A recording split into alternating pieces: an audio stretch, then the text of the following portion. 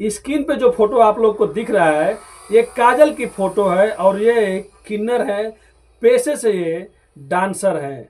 एक दिन इनका मम्मी का फोन आता है, फोन स्विच ऑफ बताता है तो मम्मी अपने बेटी के घर काजल के घर आ जाती हैं और घर आने के बाद देखती हैं दरवाजा खोलने के बाद कि अंदर उनके बेटे का लाश पड़ा हुआ है, यानी कि काजल का भाई का। और जैसे ही रूम के अंदर जाती है तो देखती हैं कि काजल का भी लाश रूम में ही पड़ा है। अब दोनों लाशों को देखकर वो रोने और चीखने लगती है।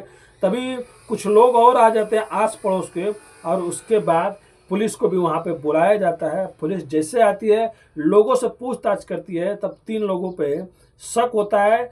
वो उनकी माँ काजल की बताती है कि 3 लोगों ने ही हमारी बेटी को मारा है। जो 3 लोग थे उसमें से वो काजल के पहले वाले एक बॉयफ्रेंड था जो पुराना वाला था, जिसका नाम आकाश रहता है।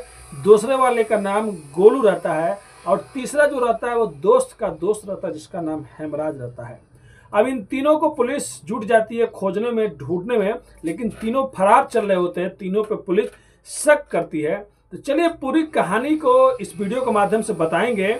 आखिर इन तीनों का क्या क्या रोल था काजल की जिंदगी में, इस कहानी के माध्यम से समझने की कोशिश करेंगे। आखिर तीनों में से कातिल कौन था, ये आप लोग कमेंट करके जरूर बताइएगा।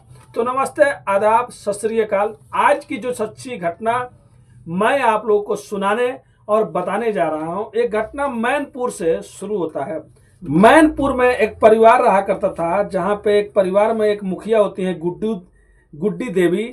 उन्हीं की एक बेटी होती है जिसका नाम काजल होता है। ये कानपुर में रहा करती थी और कानपुर में रहने के टाइम ही ये डांस वांस और प्राइवेट पार्टियों में मतलब परफॉर्मेंस करती थी, डांस करती थी, और उसी से उनका खर्चा बर्चा चलता था। और उनके साथ में उनका एक छोटा भाई देव भी रहा करता था जो 12 साल का था, और जो ये काजल थी वो 25 साल की थी। फिर बाद में ये एक लड़के से रिलेशन में आ जाती है जिसका नाम आकाश रहता है। उससे इनको प्यार भी हो जाता है, दोनों लोग एक साथ में रहने लगते हैं। और वही आकाश जो रहता है वही काम लेके आता था, वही सब पार्टी का, वो भी मतलब जहाँ पे कहाँ पे शो करना है सब वही मैनेज किया करता था। लेकिन एक बार ऐसा होता है कि वो जो आकाश नाम का रहता है, ये जो काजल रहती है, जो भी पैसे आते थे उसका सोना होना या कुछ गहने बनवा के रखा करती थी। अब जो गहने काजल बनवा के रखा करती थी उसी में से आकाश चोरी कर लेता है। उसके बाद काजल जाके पुलिस स्टेशन में रिपोर्ट लिखवा देती है। उसके बाद जो आकाश रहता है पहला बॉयफ्रेंड, वो जेल में चला जाता है। उसके बाद वो भी बहुत गुस्सा होता है काजल पे, लेकिन वो कुछ और कहता नहीं है। उसके बाद जब आकाश उनकी ज़िंदगी से चला जाता है तो दूसरा आदमी अब काजल की ज़िंदगी में आता है, मतलब जो काम देखता था उसका नाम गोलू रहता है। अब गोलू ये सब पार्टियां जितने भी चीज़ थे सब चीज़ देखता था और काजल के साथ में रहा करता था। और इसी बीच काजल की एक फ्रेंड थी जो भी किन्नर थी, उसका एक दोस्त था जिसका नाम हेमराज रहता है। वो भी कभी कभी आया करता था, काजल के लिए गिफ्ट हो गया, काजल के लिए खाने वाला कुछ सामान हो गया, वो लाया करता था और काजल को खिलाया करता था। मतलब वन साइड लवर था वो। अब इसके बाद आकाश एक दिन जेल से छूट जाता है, और जेल से छूटने के बाद जब उसको ये मालूम चलता है कि काजल की ज़िंदगी में और भी कुछ लोग आ गए हैं तो उसको बहुत ज़्यादा गुस्सा आता है।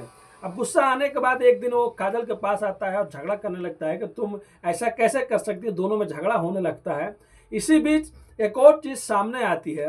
ये देखती है कि जो गोलू रहता है दूसरा नंबर जो इसके साथ में रहा करता था, वो एक बार काजल उसको 5 लाख रुपए दी होती है कि ये लोग कुछ प्रॉपर्टी का कुछ मतलब लेन देन करना रहता है। लेकिन जो गोलू रहता है वो प्रॉपर्टी नहीं लेता है और 5 लाख रुपए इधर उधर करके खर्चा कर देता है। फिर बाद में जब काजल उससे पूछताछ करती है, पूछती है कि पैसे कहाँ गया, तब वो इधर उधर की बातें करने लगता है और इधर उधर के पैसे जुड़वा देता है, जिससे काजल उससे भी गुस्सा रहने लगती है, नाराज लगने लगती है। उसके बाद फिर से उसकी नज़दीकियाँ आकाश से बढ़ने लगती है।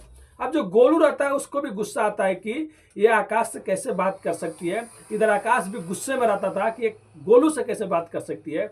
और उधर जो हेमराज रहता है वो अक्सर आया जाया करता था। लेकिन एक दिन हेमराज की पत्नी को पता चल जाता है कि उसका पति एक किन्नर के यहाँ हमेशा जाता है, उसके यहाँ पे ही रहता है दिन दिन भर। उसके बाद उसकी पत्नी भी मौके पे पहुंच जाती है। तब उसके बाद काजल दोनों को धक्के मार के घर से निकलवा देती है। जब उसकी पत्नी वहां पे जाके हल्ला करने लगती है तो हेमराज को भी और उसके पत्नी को भी वहां से हटा देती है। अब उसके बाद ये लोग सब कोई मतलब तीनों के तीनों इससे गुस्सा रहते थे। हेमराज भी कहीं ना कहीं गुस्सा रहता था और गोलू भी 5 लाख रुपए इधर उधर कर दिया था। और जो पहले वाला आशिक था उससे फिर से नज़दीकियाँ इन लोग की बढ़ने लगती थी। अब ऐसे करते करते बाद में एक दिन ऐसा होता है कि जो गुड्डू देवी होती हैं वो फ़ोन करती हैं, बात करती हैं, और एक दिन मोबाइल स्विच ऑफ रहता है, दूसरे दिन भी मोबाइल स्विच ऑफ रहता है। तो उनको समझ आ जाता है कि शायद कोई मेरी बेटी कहाँ है, कहाँ गई है, फ़ोन 2 दिन से नहीं लग रहा है, मोबाइल स्विच ऑफ है। उसके बाद वो वहाँ पे पहुँचती है और पहुँचने के बाद देखती हैं कि घर में ताला लगा हुआ है, लेकिन अंदर से एक अजीब तरह की बदबू आ रही है।